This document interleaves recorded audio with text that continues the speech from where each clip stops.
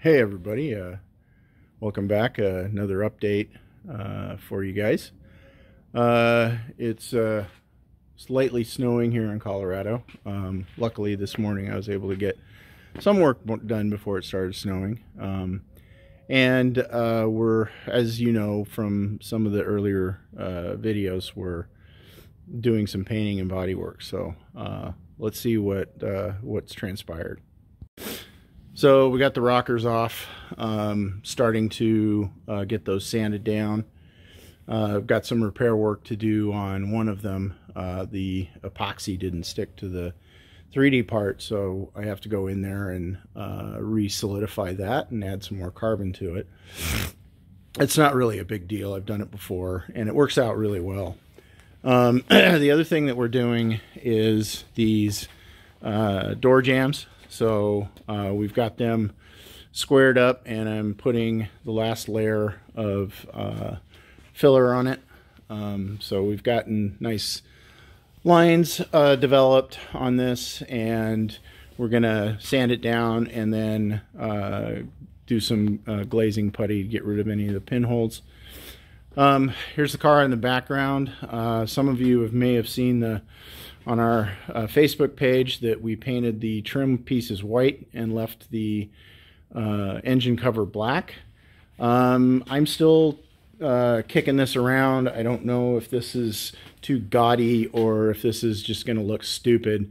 But I'm going to leave it for now, and you know, down the road we can change our minds. So I learned a lot with the quarter panels. They're still got some waves in them, so I'm kind of figuring out the body work. The wing is looking pretty good. The back deck is nice and flat. Some of these more complicated parts have been real challenging in getting them right, so I do have some gapping issues there that I do have to address. The carbon parts that are going to remain carbon are looking pretty sweet. They look great in the sun as well. There's a grill that'll go in the scoop. We've got the sail panels up here. We've mounted the intakes for the engine bay, and then also put the roof on. So we do have these panels painted already. They're downstairs. I'll take you down and show you what we're doing with those. But as soon as we get the rockers and these door jambs back in, we're going to move on to these metal pieces, and we're going to skin them in carbon fiber so it looks carbon when you open the door of the car. So it'll have that white contrast, and it'll help tie the roof in going down the inner door jamb. Again, we're going to do the same thing with the inner doors. We'll smooth those out with some steel work. Do some Duraglass filler with some carbon fiber in it, and then we'll put a whole piece of carbon fiber on there. So those will be carbon fiber. Obviously, we're going to reupholster these doors. The leather is really nice, but it's beat to hell. That's why I got them for such a good price. And then we'll move on to the door skins. So getting those to fit, getting good shot lines and everything. We're just moving forward in doing that. A lot of it's interesting too, because a lot of 3D printing allows for something that you don't really have access to in normal car building, and that is fixing gaps and joints and things of that nature with 3D prints. So let's go take a look at what I'm talking about. So here we are in the 3D printing room. Nothing's currently printing, but I've been playing around with these guys. So these are these side panels that go just below the quarter, and they have these vents in here, right there. And so I decided to potentially do a little bit of trim, and I think that's going to look pretty good. Now we're going to probably put some hexagonal grill in here just to kind of finish the look off, but it will probably sit somewhere like this inside of the panel, and I think it will tie it together quite nicely. So let me know your opinion on that. We're doing that with this one over here, so doing the same thing. Don't worry about those holes. Those are for mounting stuff, so those will all get covered up in the final build. So, in addition, we 3D printed some other pieces. These are actually going to go in the door jamb places you saw, so the grill will attach to this side here, and then that'll give us this kind of finished off look when we put the scoops, the big monster scoops that go into that door jamb piece.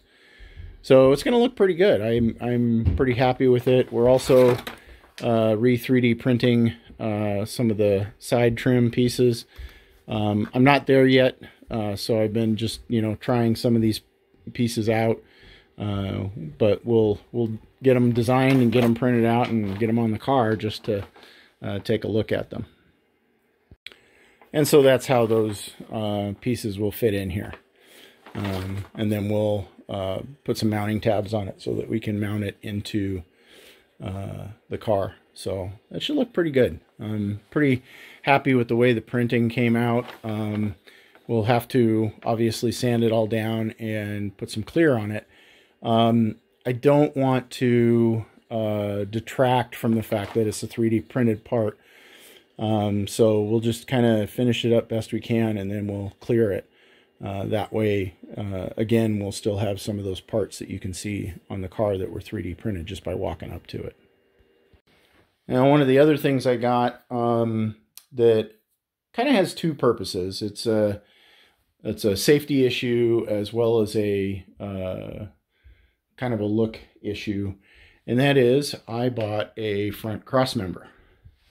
So this has a nice big thick tube here that goes across the entire car that'll tie nicely into the 2" by 4" tubing that I have. So this will give a really nice fit to the car, and the main point is that now I have a place to attach my dash, which was going to be a major issue moving forward with the crossmember that I have there now. So we'll be cutting that one out. We'll be bolting this one in, and that's going to be our new crossmember. So basically, we're going to have a nice OEM style dash, which gives me a little bit of comfort from a safety standpoint, but also makes it a lot easier not to have to finagle around this beautiful dash that I'm deathly afraid of scratching.